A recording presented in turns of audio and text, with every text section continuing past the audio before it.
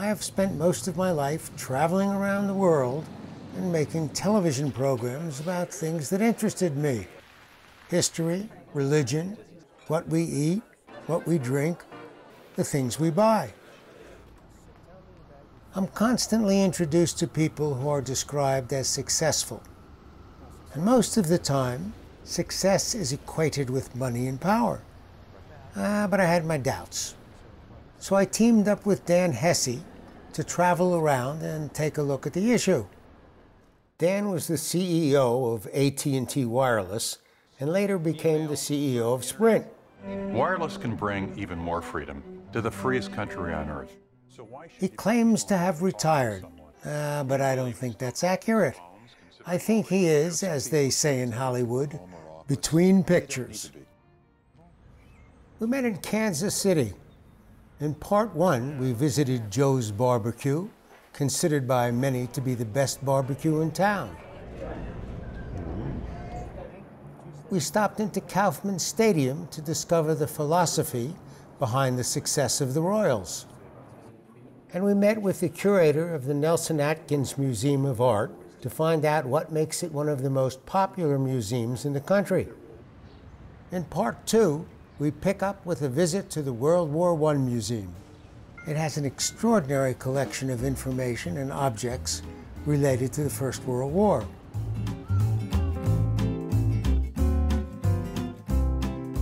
In 1919, after the armistice, a group of business leaders and the people of the community came together and said, let's do something that honors the war dead and creates a tribute for peace. So the people, within about a 2-week period, raised $2.5 million. That's equivalent today of more than $40 million. 100,000 people gathered here on this hilltop which overlooks the city, and they dedicated the land, and then the memorial was built. They began then gradually building this, what turns out to be the largest collection of World War I archival materials in the world, which then would be designated by the United States Congress as the United States Memorial to honor those who had served in World War I. Late 80s, early 90s, the people of the community gathered again. They raised more than $100 million and then renovated the memorial, and in its understructure built this spectacular museum. What we do is explain what was happening coming up to the war and then what happened during it. People came into World War I on horseback in colourful uniforms. They soon found that the power of machinery and the very rapid development of technologies meant that death was experienced at a massive scale.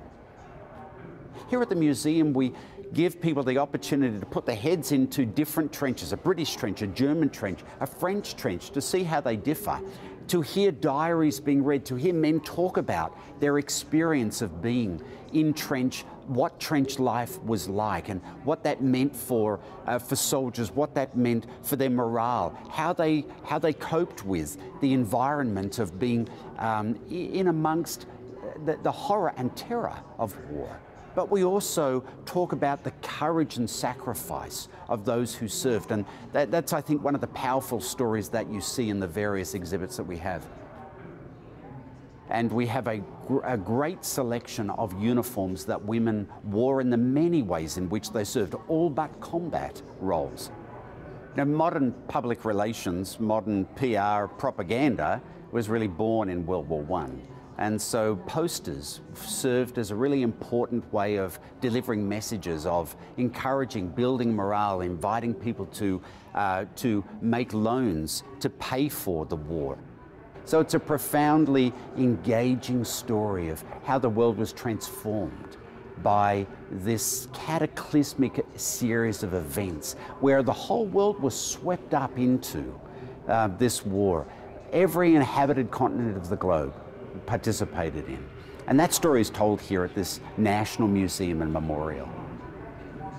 Clearly, the World War I Museum is a success story, but it's only one of many success stories in Kansas City. Tom's on target as well. He still plays beautiful. Another perfect example is Tom Watson, one of the world's most successful golfers. But before we get to Tom, here are a few words on the history of golf.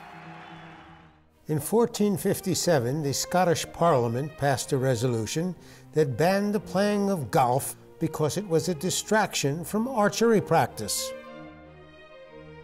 In Europe, a version of the game had already taken hold as a respected sport.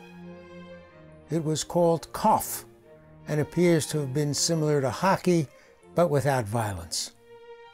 Frankly, hockey without violence reminds me of curling.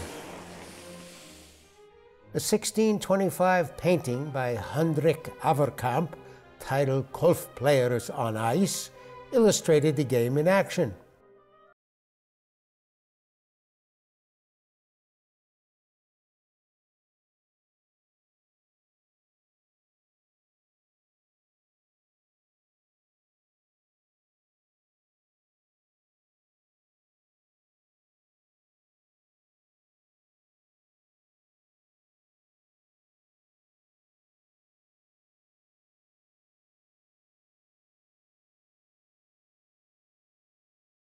A club. By definition, a country club is a privately owned club.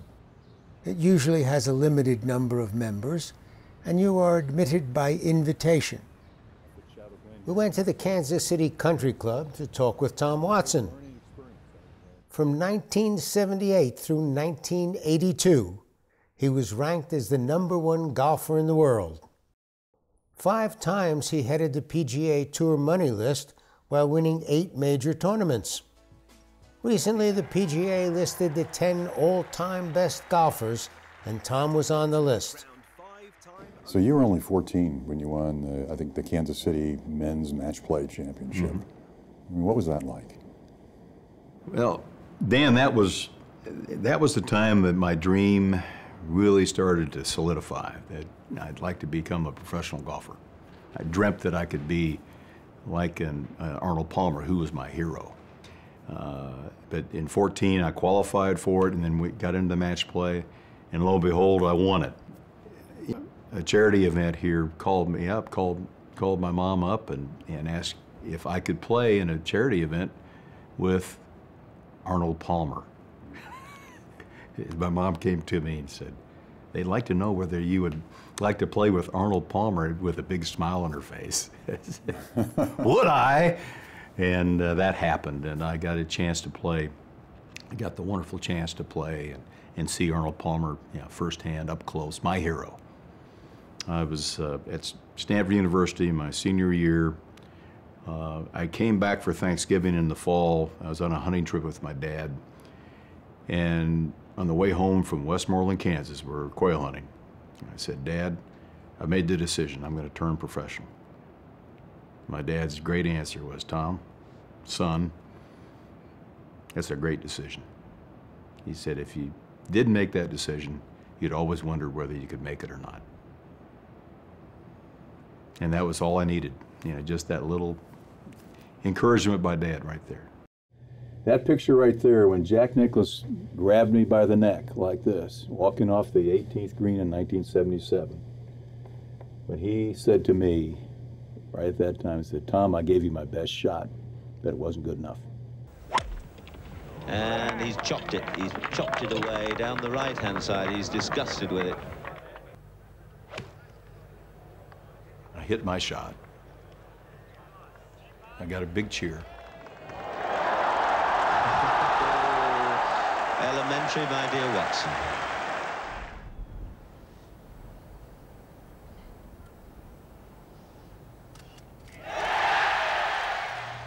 That, to me, he said, I finally arrived. I can play and beat the big boys.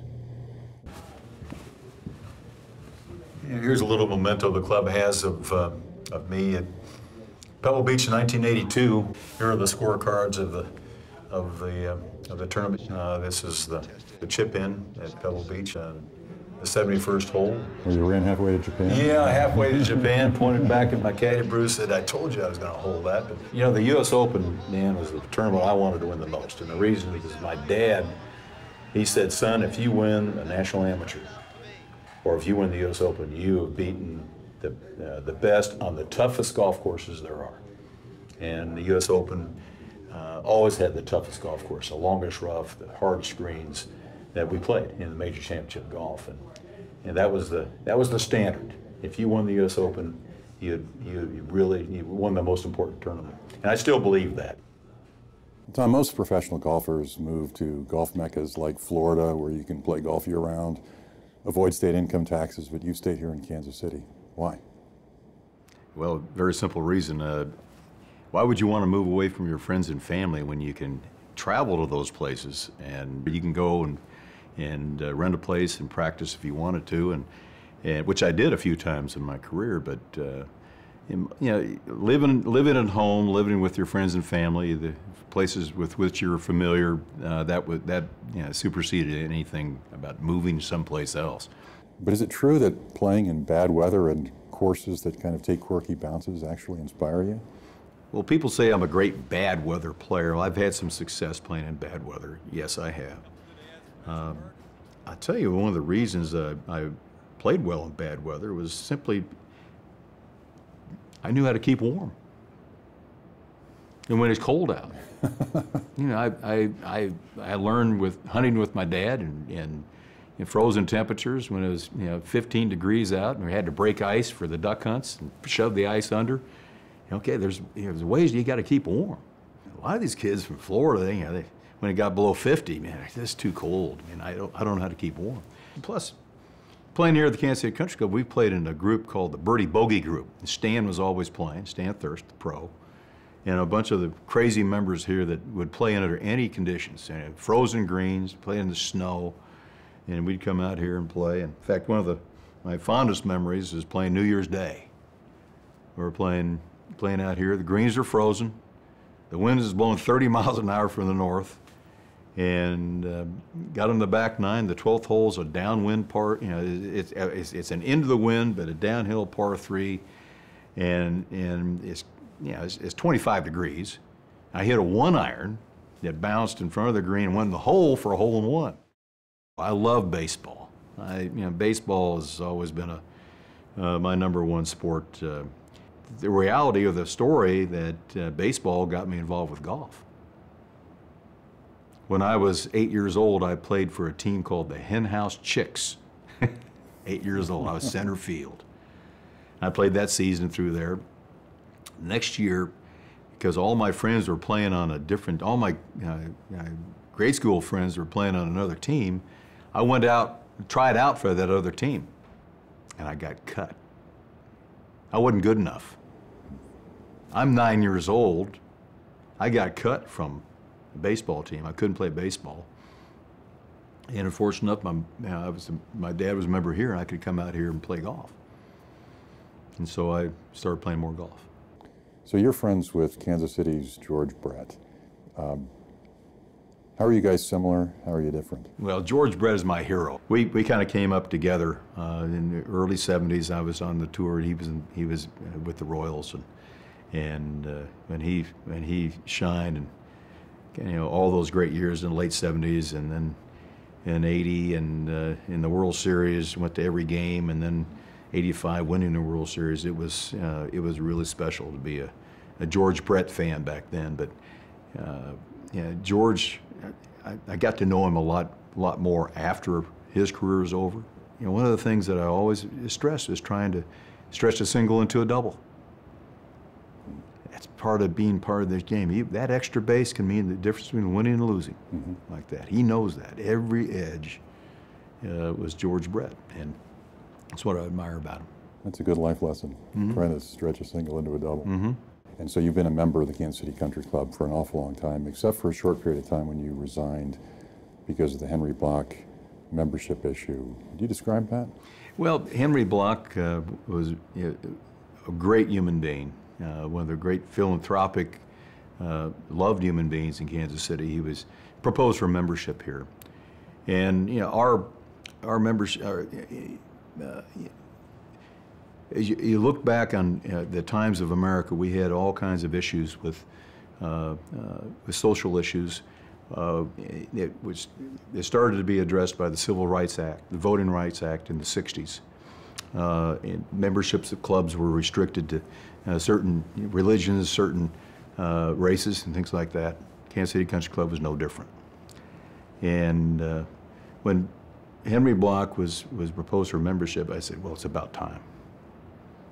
It's about time. Because I was married to Linda, who's a Jew, and my kids are raised as Jewish, and I was really distraught, and I gave the membership a chance, or I gave the committee a chance to reassess their decision not to have Henry as a member, and they refused to do so. So I said, I'm going to resign, which I did. We should be beyond this in this country, and to a great extent we are. We talk about diversity a lot in this country, and it's important. But we shouldn't lose the common sense factor of how people deal with each other and their differences. So I resigned, and only after several years that they reassessed their policy, which is just a very small minority of the members here, and they not allowed, but they invited Henry Block, and to his credit, he accepted to be a member here, opened the door for other Jewish members to be members here, and that's important. And I.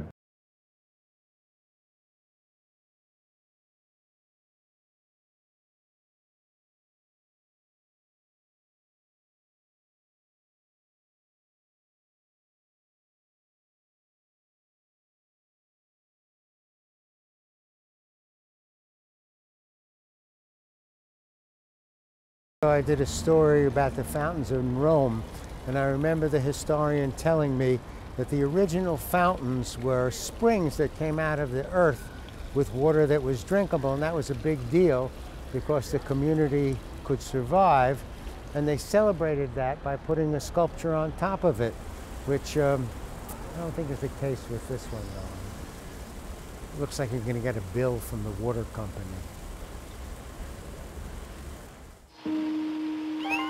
There's a Neptune fountain in Rome that was made famous in a scene in the film La Dolce Vita. Marcello, come here. Hurry up.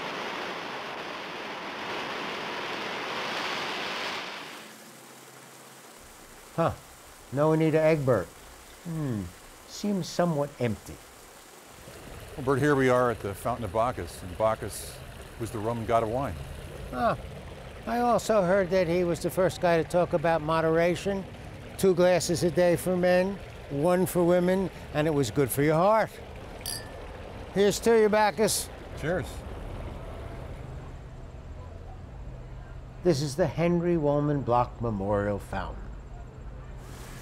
It was funded by H&R Block, a company that does tax returns. Must be some kind of legitimate deduction that I missed. And the single strangest fountain I have ever seen, the auto dealership car fountain. You will note that it is not a Volkswagen, because they wanted a car that gave you an honest emissions rating.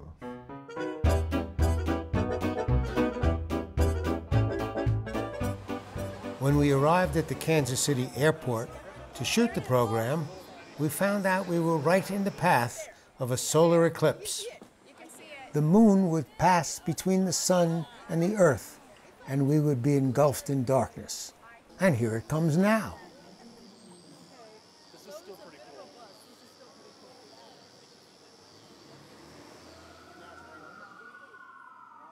Wow, good that's over. I'm just arrived from Germany. I live now there, and yeah, that was exactly the event why I came. So now what do you do now?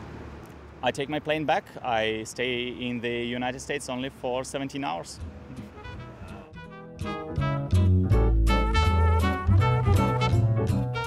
Now that the eclipse is concluded and the lights are back on, I sat down with Dan to talk about what influenced him and his views on success.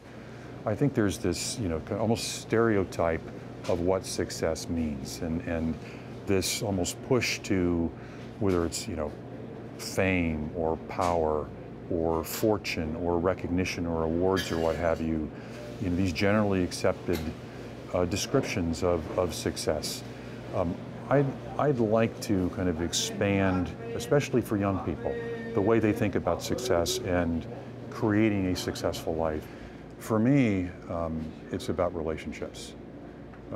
Success, family and friends. And also the memories. The memories of the journey. They really sustain you. Dan also had some interesting insights to modern technology. If you think of the various phases of wireless and the internet, if you will, the first phase where wireless devices were for phone calls, connecting people and people. The second phase really came with what we call 3G, or the third generation, and that's when they started putting internet browsers in phones, what we now know as the smartphone, the iPhone and other smartphones, where people began to use their devices not to connect so much to people, but information, entertainment, and what have you. The third big phase is what they call the Internet of Things, where almost every device is being connected to the internet or to each other. Your refrigerator, your television, your car, your watch, your clothing. Billions and billions, Cisco says 50 billion devices by the end of this decade being connected to the internet, and almost everything being wired. That's the big move that's around the corner. You know, there's a lot of arguments whether we're better or worse off with the way that technology has changed our world. And there is no technology in the history of humankind that has made the impact it has on the way we live in the mobile internet, and wireless in particular. It went from 0 to 5 billion users in 25 years. And you think of that Swiss Army knife that you're carrying. It's your camera, flashlight, maybe your computer, your TV, credit cards, mobile music device, portable GPS player. There's lots of pluses and minuses in terms of our digital society. I think generally more pluses than minuses. Well, that's part 2 of our visit to Kansas City, and the more time I spent here, the more I liked it. Tom Watson, Dan Hesse, barbecue, great stuff. For Travels and Traditions, I'm Burt Wolfe. But wait, there's more. Whenever we edit one of our programs, there's always interesting material that we're unable to include. Related topics, interviews, historical footage. So we're pulling that material together and putting it on our website, burtwolfe.com.